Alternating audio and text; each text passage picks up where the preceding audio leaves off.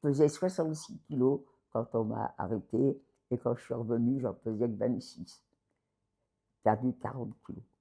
Et par 40 kilos, vous avez, voilà, ça c'est mon bras et mes jambes. La seule chose qui est grand, c'est les articulations. Tout le restant, c'est maigre, maigre, maigre. On est des squelettes. Quand on arrive au camp, déjà, on descend les trains. On descend les trains et on est tous mélangés, hommes, femmes, enfants. Et maintenant, on va séparer les hommes des femmes. Et puis, une fois qu'on est séparés, les hommes, les femmes, il va falloir se mettre 5 par 5. Et 5 par 5, on passe devant les officiers qui vont nous regarder. Les nazis gardaient les juifs vivants à condition qu'ils puissent travailler. Et eux, pour travailler, ils estimaient que moins de 15 ans, on ne pouvait pas travailler parce qu'ils voulaient nous faire travailler dur.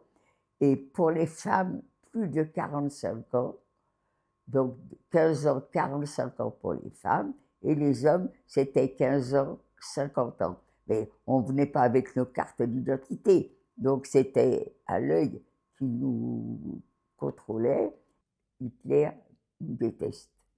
Il veut tuer tous les juifs d'Europe. Seulement, il en a besoin.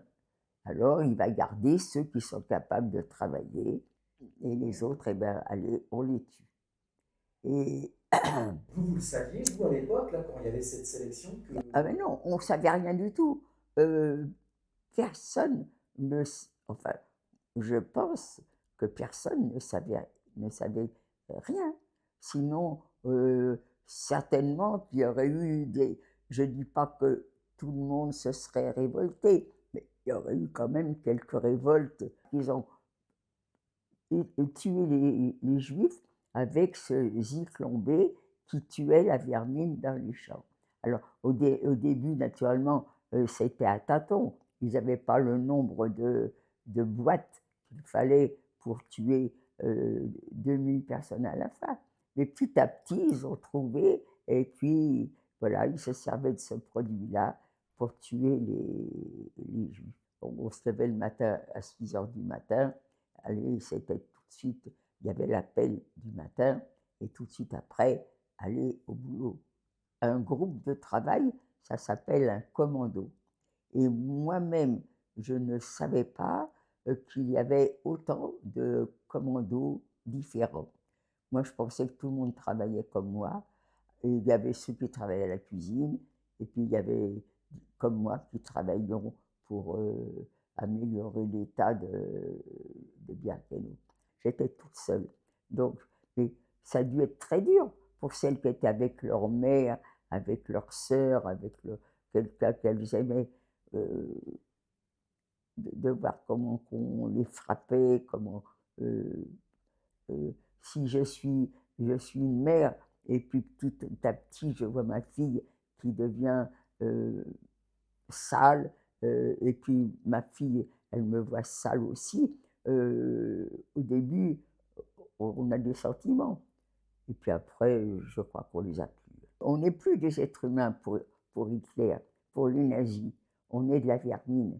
Alors, comme ils ont besoin de nous quand même pour les travaux de l'intérieur du camp, eh bien, ils se servent de nous. Au début, on est costaud, et puis petit à petit, on l'est moins. Eh bien, si au début, il y a eu la sélection, on pense qu'on est sauvé. Pas du tout, parce que au bout d'un mois, 2 mois, celles qui étaient costauds ne le sont plus. Eh bien, comme il y a des arrivages régulièrement, eh bien, ils peuvent pas. Il arrive, par exemple, tous les mois, il arrive 2000 femmes, un train.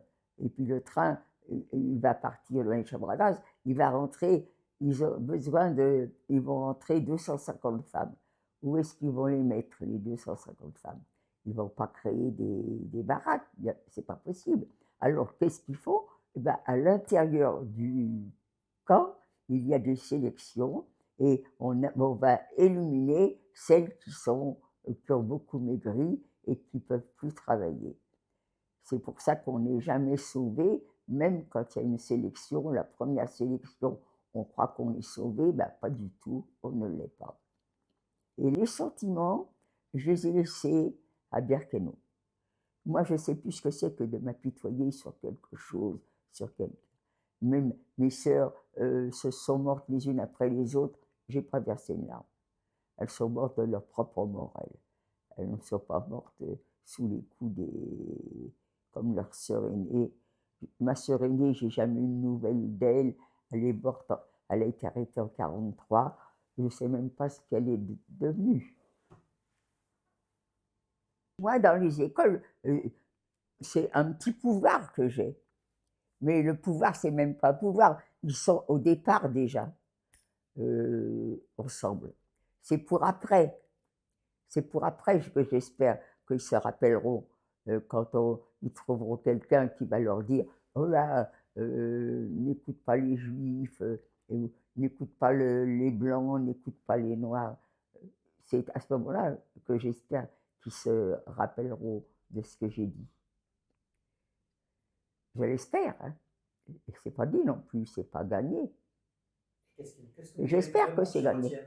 Comment? S'il y avait une chose que vous aimeriez qu'ils retiennent de ce que vous dites tout le temps, ça serait quoi? Mais qu'on ne parle plus de religion. On n'est que des êtres humains. Et c'est tout. Et un être humain, on a tous des yeux, on a un nez, une bouche, c'est ça. Voilà. On n'a pas à dire il a un type chinois, il a un type. On est des êtres humains et on s'accepte. Voilà. Ça serait beau, ça sera bien. Mais c'est faisable. Hein. Ils s'acceptent à l'école. Pourquoi qu'ils ne s'accepteraient pas quand ils deviennent adultes?